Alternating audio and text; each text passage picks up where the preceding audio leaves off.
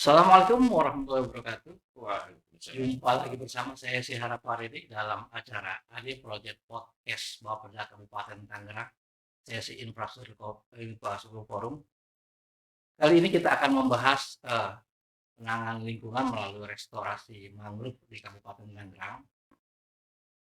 Sahabat planner, seperti kita ketahui, kondisi pantai di Kabupaten Tangerang tidak sepenuhnya dalam kondisi yang sehat. Jadi memang perlu perawatan. Untuk membahas itu, kita telah mengundang Pak Jainuddin, Kepala Dinas Perikanan Kabupaten Tangerang. Nanti kita akan bahas persoalan bagaimana restorasi mangrove di kawasan pesisir Kabupaten Tangerang. Oke, langsung saja Pak Jai. Iya. Assalamualaikum. Waalaikumsalam Sehat? Mas Fardidi. Alhamdulillah sehat. Sehat.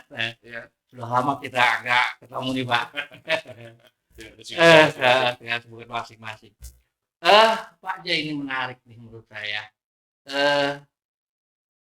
Kita ini mendapatkan apresiasi yang menarik ya dalam restorasi mangrove, terutama di Ketapang. Sementara kita melihat kondisi masih banyak juga wilayah-wilayah spot-spot yang memang perlu perhatian juga untuk perawatan lingkungan. Nah, bagaimana menurut Pak Jai terkait hal ini? Iya, baik, terima kasih. Assalamualaikum warahmatullahi wabarakatuh. Waalaikumsalam. Pertama-tama saya sampaikan ucapan terima kasih nih atas undangan teman-teman daripada podcast infrastruktur Bapeda ya, mengundang Dinas Perikanan dan mempertanyakan kaitan dengan masalah mangrove. Walaupun secara kedinasan dan tupoksi bukan dalam domainnya saya, tetapi karena ada kolaborasi dalam hal ini dalam melaksanakan tugas kita di Dinas Perikanan, yang memang mangrove ini menjadi satu tumbuhan dan juga kondisi ekosistem yang sangat menunjang terhadap bagaimana pertumbuhan dan juga budidaya perikanan di wilayah pesisir. Tadi sudah disampaikan oleh Mas Fardidi bahwa kondisi Kabupaten Tangerang, khususnya di wilayah pesisir Kabupaten Tangerang, yang saat ini kita kurang lebih sekitar 51 km panjang Pak ya garis pantai kita. Dan kalau melihat dari kondisi existing di lapangan juga, saat ini masih didominasi kawasan yang memang tumbuh pohon mangrove ya. Pohon mangrove ini berada di kawasan pesisir dan tumbuh di lahan yang memang saat ini adalah penguasaan daripada perhutani. Iya, perhutani. Jadi dari data yang kita dapatkan bahwa di luasan garis pantai 51 km tadi itu ada kurang lebih sekitar 1.300 hektar. Itu merupakan lahan yang dikelola oleh perhutani dengan kondisi di lapangan itu sebagai kawasan konservasi.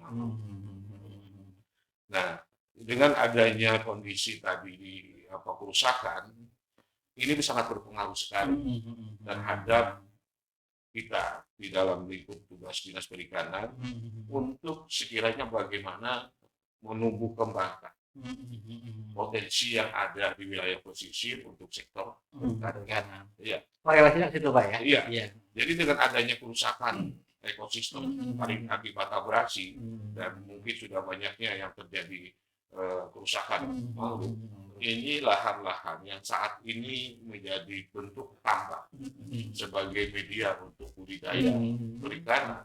Kadang-kadang dalam kurun waktu tertentu adanya rob ini masuk ke kawasan tambak, sehingga budidaya yang seharusnya kita bisa kembangkan untuk jangka waktu 6 bulan sampai 8 bulan baru kita bisa panen. Kadang-kadang itu bisa terjadi panen dadakan karena adanya rob tadi masuk ke kawasan tambak, sehingga ikan ya harus kita selamatkan sehingga harus panen dadakan. Boleh dibilang gagal panen juga ya. Panen juga gitu. Kan ini akan berpengaruh terhadap mungkin volumenya dan juga pengaruh terhadap harga jual nantinya. Nah, akhirnya dengan bagaimana kita sesuai tupoksi untuk mencapai produksi perikanan secara maksimal, bukan hanya di dalam bagaimana pengelolaan dalam rangka budidaya. Maka Mhm. ingin kita lakukan terlebih dahulu bagaimana untuk kawasan yang tadi Yang rusak kerusakan tadi. tadi yang menimbulkan rob tadi Mhm. kita tangani.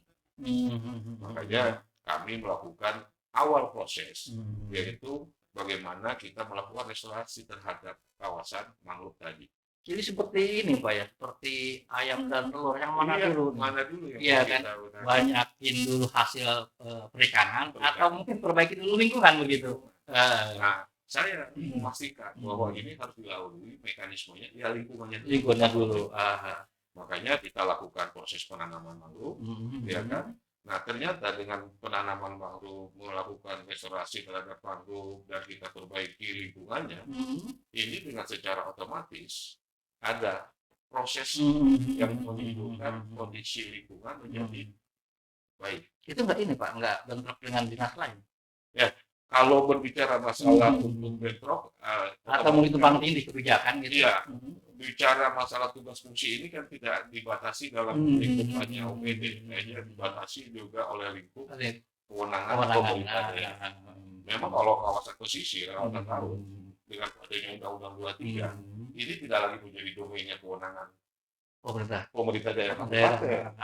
Makanya dinas perikanan pun sekarang bukan hanya dinas bukan nomenklaturnya bukan dinas perikanan dan kelautan, hanya dinas perikanan karena kelautannya sudah diambil oleh perusahaan provinsi.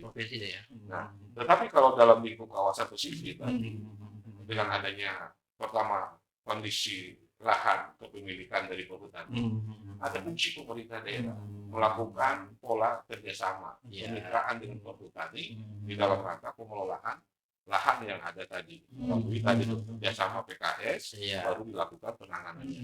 Penanganannya tadi melakukan restorasi mangrove dan juga pengelolaan kerjasama dalam hal ini potensi yang ada di wilayah pesisir.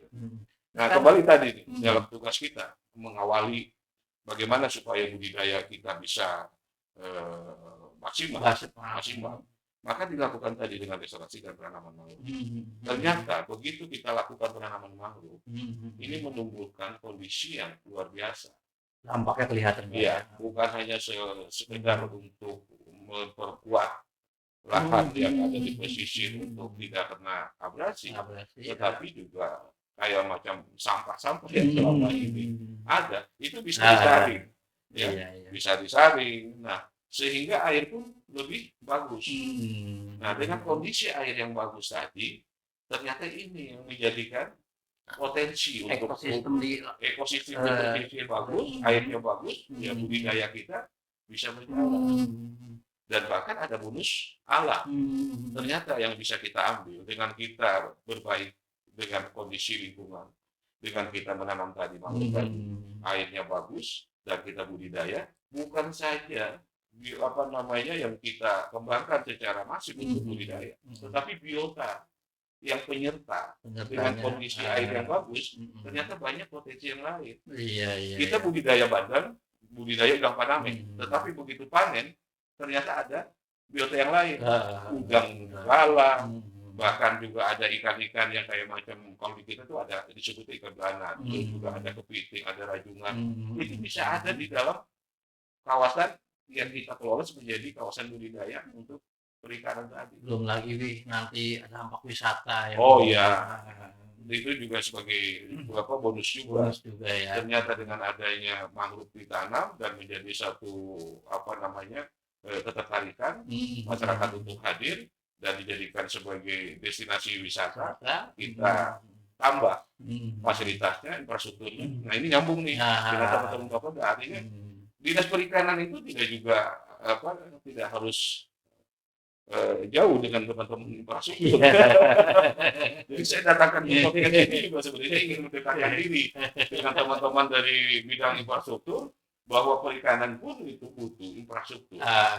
Jadi ternyata begitu kawasannya kita kembangkan menjadi kawasan budidaya tadi, ada potensi ekowisata dikembangkan oleh teman-teman untuk untuk infrastrukturnya oleh pemerintah daerah dan pusat dan provinsi, infrastrukturnya kita tambah, semakin menambah daya tarik dan juga mempermudah pelayanan terhadap masyarakat untuk hadir, sehingga memang akhirnya muncul tuh bonus lain, bonus lain ya. Masyarakat datang berwisata dan dia butuh makan minum, butuh untuk tempat berteduh, sehingga pengembangan ekonomi yang ada di sekitar kawasan yang dulunya cuma hanya dalam rangka restorasi mangrove dan budidaya, ini menjadi nilai ekonomi tambahan kepada multi efeknya itu terjadi Pak Dede. Masyarakat berkembang. Jadi yang selalu berpikirnya dulu bagaimana bisa melaut untuk menangkap ikan, berbudidaya untuk bisa dikembangkan, ya kan? Ternyata sekarang mereka bisa tambahan penghasilan. Ya, ada waktu-waktu tertentu soalnya. Kalau melaut itu ada waktu-waktu tertentu. Kalau misalnya dalam kondisi buruk atau kondisi ya cuaca yang nggak baik, ya, dia biasanya tidak melaut, nganggur. Tapi sekarang tidak begitu tidak bisa melaut, dia bisa kegiatan usaha yang ada di sekitar itu. Dan perahunya yang tadinya bisa untuk melaut bisa buat jadi untuk destinasi memandu wisatawan naik perahu bagaimana di sekitar sana. Jadi ini merupakan satu konsep keterpaduan ternyata akhirnya berawal dari ingin melakukan perbaikan dengan kondisi lingkungan supaya budidaya bisa berkembang. Ternyata ada kesinambungan di dalam kawasan yang akhirnya menumbuh kembangkan kegiatan-kegiatan ekonomi yang lainnya. Saya pikir akhirnya itu mudah-mudahan ini menjadi satu contoh kedekatan. Ini seperti pepatah orang tua kita dulu Pak ya. Berbaik-baik dengan lingkungan, maka lingkungan akan berbaik-baik dengan kita. Nah, betul. Gitu ya. Sekali. Nah, sekarang ini kan panjang garis pantai kita kan 51 km ya. Sudah berapa kilometer lah yang kita berhasil kita restorasi dengan menanam mangrove itu Pak? Iya, kita kemarin coba ada mendapatkan data ya dari Kemenek Laka bahwa di Tangerang itu kurang lebih sudah sekitar 570 sekian hektar itu sudah terjadi abrasi ini. Datanya saya coba dilihat dulu. Nah, tetapi juga ada yang menjadi kondisi lain. Jadi dengan adanya tadi kondisi tertentu di lokasi tertentu terjadi abrasi, pengipisan, itu di lokasi yang lain terjadi agresi, tanah timbul. Tanah timbul. Jadi yang sebenarnya ada dua kondisi yang harus kita tangani. Lahan yang abrasi itu kita tangani supaya tidak lebih meluas untuk abrasi sehingga kita tanami mangrove tadi. Nah, ada juga tanah timbul ini.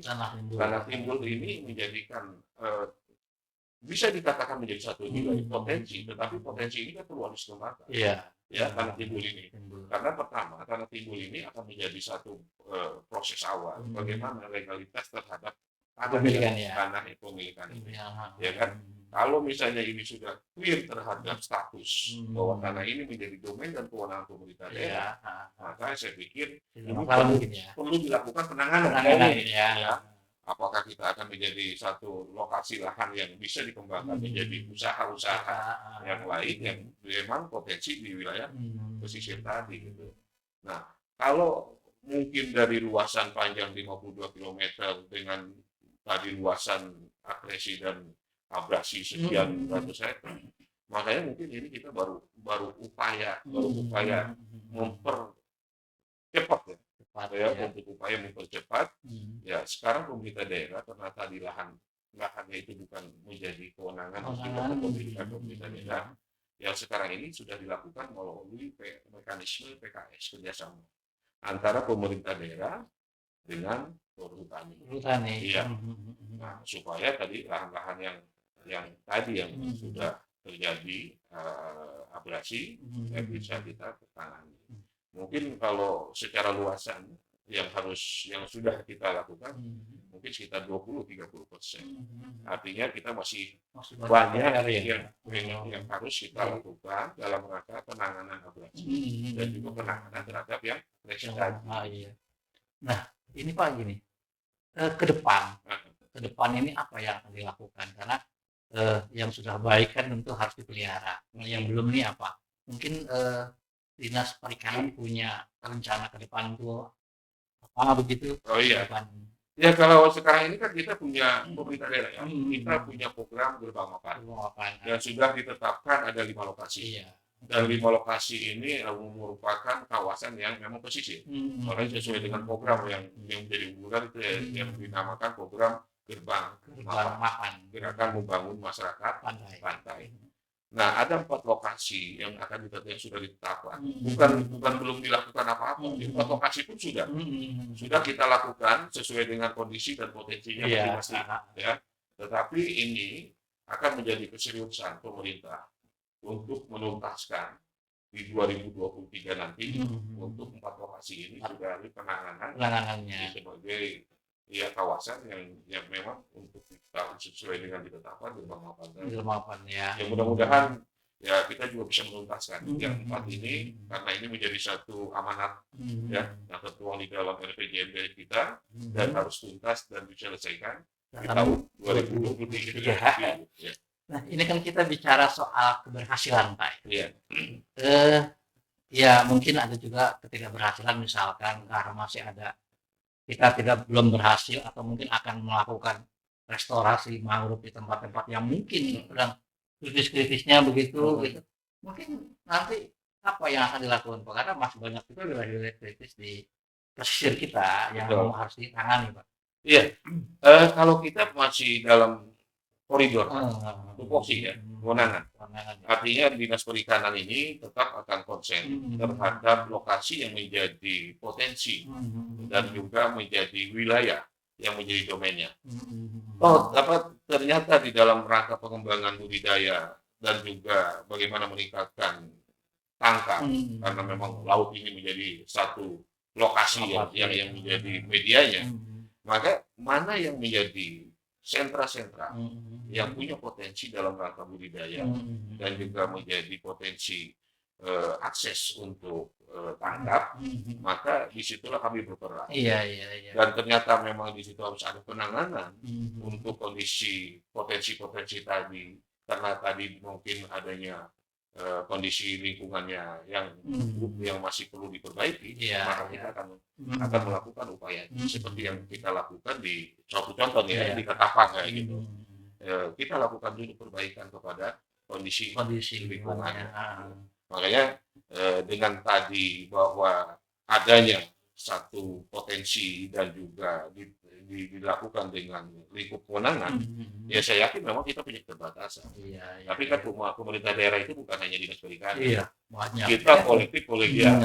Dan bahkan kalau mungkin yang peran utama di dalam konservasi, di dalam merestorasi kawasan yang tadi rusak ya, mangrove-nya atau mungkin lingkungannya, ya saya pikir itu ada di pemerintah daerah itu ada yang punya khusus yaitu dinas lingkungan dulu. Saya pikir akan selalu dilakukan juga oleh DHK atas nama pemerintah daerah untuk penanganan yang kawasan-kawasan itu. Kita kolektif kolegial, artinya dalam kondisi wilayah-wilayah yang menjadi potensi tadi, kalau misalnya ada ya lahan atau lingkungan yang perlu dilakukan perbaikan, ya kita akan berperan dan juga teman OPD yang punya domain untuk melakukan ya pasti akan melakukan. Kalau infrastruktur jalan yang mungkin akses ke sana dalam kondisi yang kurang baik juga pasti saya yakin teman-teman dinas yang lain, Dinas Bina Marga contohnya akan melakukan upaya perbaikan infrastrukturnya. Jadi selama ini koordinasinya alhamdulillah saya pikir di Ketapang ini menjadi satu contoh penanganan kawasan Ketapang yang tadi awalnya cuma hanya ngomongin bicaranya ikan, tetapi dan juga ngomongin mangrove, ternyata dengan adanya kolaborasi multi sektor dan multi stakeholder tadi dan semangat yang sama Pak ya, dan ada komitmen pimpinan dan masyarakat yang mendukung, ini menjadi kolaborasi yang luar biasa, percepatan dalam rangka penanganan dan pembangunan kawasan pesisir yang disebut dengan Gerbang Mapan ini bisa terrealisasi. Saya yakin dengan kondisi yang menjadi contoh yang sudah ada, artinya tinggal bagaimana kita menerapkan kepada lokasi-lokasi lain dengan multi sektor dan multi stakeholder untuk membangun bersama-sama. Kalau nggak salah saya ingat ya, kalau nggak salah Pak Jai itu memang asli daerah pesisir ya. Oh iya, saya Jadi terakhir di wilayah utara, wilayah pesisir. jadi sangat sangat paham apa yang harus dilakukan, apa Wah, masalahnya iya, begitu Pak ya. Jadi sesuatu yang sebenarnya memang sudah dialami ya. iya. Mhm. Artinya kan bukan hanya perbaikan wilayah, atau juga meningkatkan ekonomi wilayah, tetapi juga membangun semangat dan tanggung jawab moral saya. Itulah itu Iya, ya. iya. Sedikit tambahannya Mas. Nah, bisa ini kembali ke feedback Pak. Kalau dulu bagaimana sih Pak kondisi pantai di kawasan pesisir Kabupaten Tangerang? Ya, Mungkin Bapak punya pengalaman waktu kecil betul. gitu. Ya, saya terlahir di tahun 71 ya. 71 ya. Dan saya sekolah juga di wilayah wilayah Mauk, di sana di wilayah pesisir. Dan aktivitas saya dulu mungkin waktu muda ya, waktu muda nih, waktu muda masih semangat, masih tenaga. Artinya bukan hanya daerah Mauk yang menjadi wilayah saya gitu. Dari mulai ke Ronjo, terus ke Meri, Mauk sampai ke Tanjung Pakir, itu bisa kita kunjungi dengan hanya menggunakan sepeda mungkin ya, hanya menggunakan sepeda saja kayak gitu. Wilayah pesisir kita itu masih kondisi yang asli. Asli. Dan mungkin kalau kondisi yang sekarang itu sudah banyak ya, laut itu sudah di pinggir jalan. Yang sebetulnya jarak daripada jalan ke wilayah pesisir, ke wilayah laut itu luar biasa jaraknya jauhnya. Karena masih ada lagi aktivitas lingkungan permukiman. Setelah itu baru ada kawasan tambak-tambak, dan tambak-tambak ini bukan hanya budidaya ikan. Dulu di kawasan Mauk itu di belakangnya wilayah radar di sini Marga Mulia itu usaha tambak garam itu ada ya, tambak garam itu ada ya. Dari situ baru muncul tuh si ininya, ada yang namanya kawasan perkebunan. Ada kebun semangka, ada kebun timun suri, kalau bulan-bulan puasa itu masih luas. Ya. Baru ada pesisir. Dan itu ada pantainya. Dan ada pasirnya. Ya. Ada pasirnya. Baru bicara kita kalau mau mandi atau mau mancing itu di daerah airnya. Artinya itu kalau melihat dari kondisi pesisir wilayah Mauk itu masih kondisi secara keseluruhan yang 52 kilo itu dengan seperti itu. Wilayah yang asli, ada permukiman, ada tambak, ada juga ada kebunnya masih, ada pantai, masih bisa bermain. Kalau sekarang kan masih jadi itu gambaran ideal itu Pak ya waktu itu ya. Kalau saya mungkin ingin membuktikan Mas Bambang, itu ada satu di daerah Karangserang, di Karangserang, karena itu dulu ada rencana perumahan. Itu ada satu sumur, itu ada di tengah laut. Bayangkan. Artinya kalau ada sumur di tengah laut, dulu itu ada yang ngambil air, ada yang hidup. Berarti ada pemukiman. Ada pemukiman, ya. Dan ternyata sekarang udah jauh. Kondisi pantai kita ini akibat mungkin ya tadi tuh abrasi atau kerusakan. Ya kami sih berharap ya kangen dengan kondisi itu, mudah-mudahan bisa dikembalikan lagi gitu. Nah, ini kan baru satu Pak Jai, baru satu orang yang asli masyarakat pesisir yang melakukan itu. Kalau misalkan hampir seluruhnya terlibat, itu kayaknya mungkin bisa apa yang kita ingin, kita cita-citakan, kita gambar di angan-angan kita kayaknya bisa terwujud itu Pak. Bisa saja. Nah bagaimana itu untuk bisa mengajak masyarakat di sana untuk sama-sama bangkit menjaga itu? Kalau melihat status lahan dulu itu masih dimiliki oleh masyarakat. Artinya tanpa disadari, tanpa memang diperintah, dengan kebutuhan mereka sendiri, masyarakat akan melakukan sendiri karena pada status kepemilikan lahan mereka. Dan sekarang ini wilayah Pantura ini sudah penguasa pula alih kepemilikan, dan kalaupun kita mau gerakan masyarakat untuk melakukan upaya sendiri, ya ataupun juga ada peran pemerintah, bagaimana masyarakat ini harus kita dorong supaya membangun wilayahnya sendiri. Saya pikir ini akan menjadi proses yang masih panjang Panjang ya. karena sudah ada pengalihan kepemilikan tadi. Tadi. Ya berharap ya kita nih pemerintah daerah mendorong.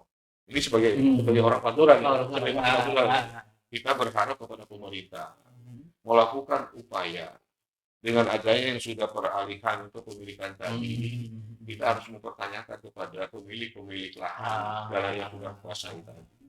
Tolong dipercepat kalau memang ingin dilakukan proses pembangunan. Ya, kalau sudah tidak mau memang dan tidak ada keinginan untuk melakukan proses pembangunan, ya kembalikan lagi aja ke masyarakat, biar masyarakat yang melakukan upaya untuk mengelolanya, gitu, ya.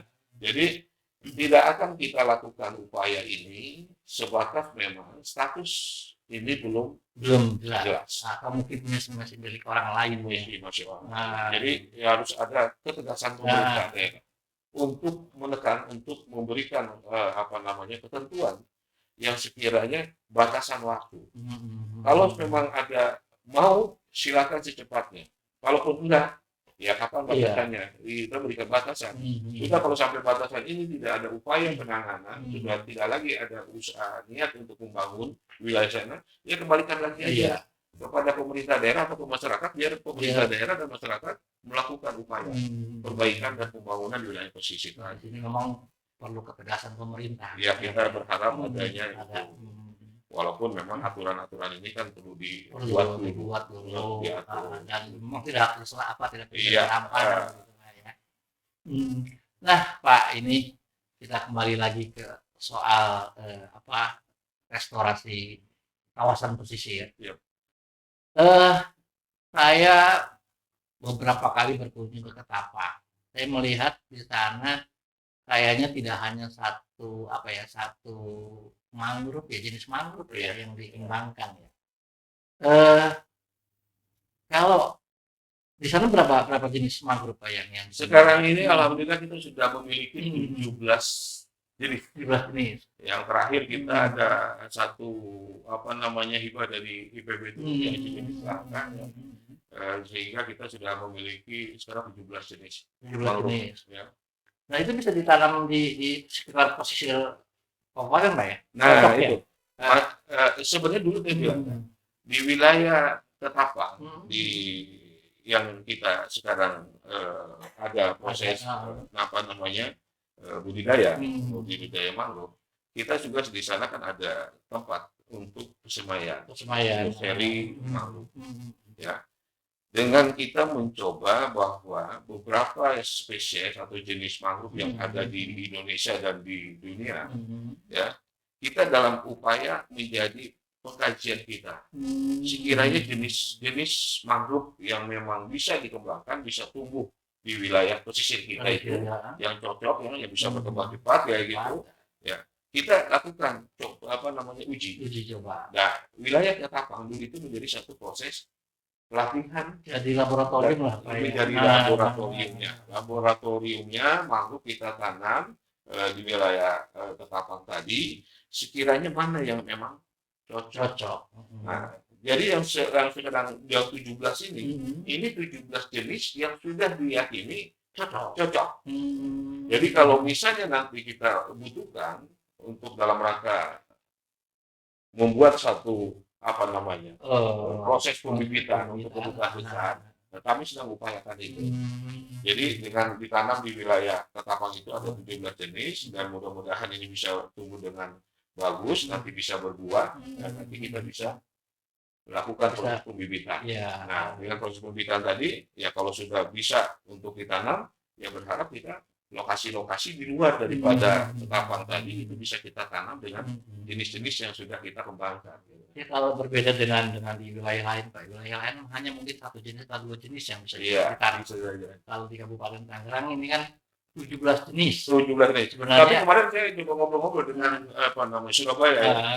Dia sudah punya 70 jenis. 70 jenis gitu kan, sudah punya Surabaya itu. Makanya kita coba berbagi informasi, juga berbagi pengalaman. Ya mudah-mudahan juga kita bisa nambah terus nih. Bisa nambah terus, dan mungkin juga ada satu jenis mangrove yang bisa memang betul-betul sesuai dengan kondisi habitat dan wilayah kita Iya. di habitat yang cocok di wilayah kita gitu. Nah, belum lama ini kan kita jadi tuan rumah WNLG Pemsya, Oh iya, WNLG. teman-teman Bapeda lah yang tahu Iya. ya. Apa sih Pak yang dihasilkan dari Pemsi itu Pak untuk menjaga pesisir mungkin khususnya di Kabupaten Tangerang Pak, apa yang mungkin yang bisa Iya. Pak? Alhamdulillah memang Oktober yang lalu bahwa kita pemerintah daerah yang memang secara keseluruhan terlibat ya, dan yang jadi ininya justru teman-teman dari Bapeda gitu kan. Nah, forum PLNG Pensi ini memang bergerak di dalam bagaimana mengupayakan di wilayah Asia ya, masing-masing negara punya kondisi masing-masing. Jadi dalam rangka penanganan kawasan pesisir. Kalau misalnya di kita di Indonesia sendiri mungkin lebih kepada fokus bagaimana pengembangan selain tadi kondisi lingkungan, kita ingin berupaya juga berkolaborasi terhadap kondisi masyarakat wilayah pesisir di dalam sektor ekonominya. Ya, kalau mungkin di wilayah negara lain itu pengembangan memang khusus dalam rangka konservasi bagaimana penanganan wilayah-wilayah pesisir mereka untuk bisa dikelola dan bisa kondisi dengan maksimal secara kebutuhan negara tersebut. Nah, kalau wilayah lain mungkin dikembangkan. Dikembangkan. Tetapi kalau harapan kita dengan adanya tergabung di dalam forum PLNG Pensi ini dan kebetulan pimpinan kita menjadi vice president kayak gitu, berharap kita bisa melakukan pola kerjasama dalam rangka berbagi informasi, berbagi pengalaman dalam rangka penanganan kawasan pesisir masing-masing, negara masing-masing. Dan berharap juga nanti mungkin kita ya dalam hal ini teknologi dalam secara teknis yang sekiranya bisa kita kembangkan, program yang sekiranya di negara yang anggota kita yang punya kelebihan bisa juga kita kembangkan. Artinya forum ini sangat bagi saya bagi kita pas lah. Ya. Kalau misalnya teman-teman Bapeda menginisiasi melakukan satu pola kerjasama yang di dalam rangka penanganan kawasan pesisir, kawasan ekonomi pesisir yang ada di wilayah Indonesia dijadikan sebagai bahan untuk bagaimana kita untuk mencari formula ya penanganan, ya mudah-mudahan juga ada tambahan ya gitu, pembiayaannya juga bisa diharapkan gitu kan, bukan hanya mekanisme teknisnya, tetapi juga mudah-mudahan di dalam forum-forum ini nantinya akan berbagi informasi sumber-sumber pembiayaan dalam rangka penanganan kawasan pesisirnya. Ya mudah-mudahan kedepannya saya pikir ya dengan adanya kita sudah masuk ke dalam keanggotaan dan bahkan jadi pengurus, ya program Pepsi ini bisa menjadi satu program pendekatan dalam rangka bagaimana bukan saja memberikan kita pengalaman keluar, tetapi juga akan belajar ilmu untuk bisa dijadikan sebagai konsep pendekatan pembangunan di wilayah pesisir Tangerang. Gitu. Nah, closing statement nih Pak, ini apa yang bawaan Bapak pada masyarakat itu bisa menjaga pesisir ini, karena seperti dibilang tadi kan dengan kondisi pesisir yang baik, bisa mendapatkan dampak ekonomi yang baik juga. Apa harapan Bapak pada masyarakat, terutama ya itu tadi, mungkin pesan-pesan lah. Ya karena dalam hal kita melihat bahwa hidup itu tidak sendiri dan kita perlu media dan perlu juga ada apa namanya ketergantungan ya. Dan kita sebagai manusia mungkin ketergantungan kita kepada alam sangat luar biasa, ya kan? Makanya saya kita berharap ya, mengajak pemerintah daerah kepada masyarakat yang pertama menjaga kondisi yang sudah ada, ya kawasan mangrove yang sudah ada, dan juga bagaimana kita untuk ikut berperan dalam rangka selain menjaga kita juga aktif ya yang sekiranya bisa kita lakukan sekiranya ada niatan untuk bisa mau menjaga dan menanam mangrove itu. Ya. Kalau misalnya satu pohon mangrove itu kita tanam dan besok ada teman dan keluarga kita yang bisa ikut menanam dan bahkan masing-masing kalau misalnya lebih dari satu, artinya setiap hari kita bisa lakukan perbaikan terhadap kondisi lingkungan itu ke depan itu luar biasa. Jadi mudah-mudahan kesadaran kita juga harus berubah. Ya, ternyata kalau kita berbaik dengan alam, maka secara otomatis tadi alam berbaik akan berbaik kepada kita. Ya. Dan persoalan lingkungan, apalagi kawasan pesisir, bukan cuma tanggung jawab pemerintah ya Pak, bukan pemerintah, tetapi tanggung jawab kita sebagai manusia, sebagai orang yang butuh juga lingkungan, butuh juga lingkungan, dan itu harus dijaga, Pak Jai, sudah sebenarnya banyak yang ingin kita bahas ya. Cuma karena keterbatasan waktu, ya mungkin nanti kita bisa ketemu lain waktu dengan topik yang lebih luas lagi. Mudah-mudahan apa yang kita bicarakan bisa menjadi inspirasi dan informasi buat masyarakat. Oke, sahabat planner, sudah banyak yang kita bahas soal bagaimana menjaga lingkungan, terutama kawasan pesisir. Baik dari A sampai Z sudah kita bahas. Mudah-mudahan apa yang kita bicarakan bisa menjadikan inspirasi, bisa menjadi pendorong semangat buat kita bersama. Oke, nanti kita berjumpa lagi dalam lain waktu dan topik yang berbeda. Terima kasih. Assalamualaikum warahmatullahi wabarakatuh. Waalaikumsalam. Terima kasih.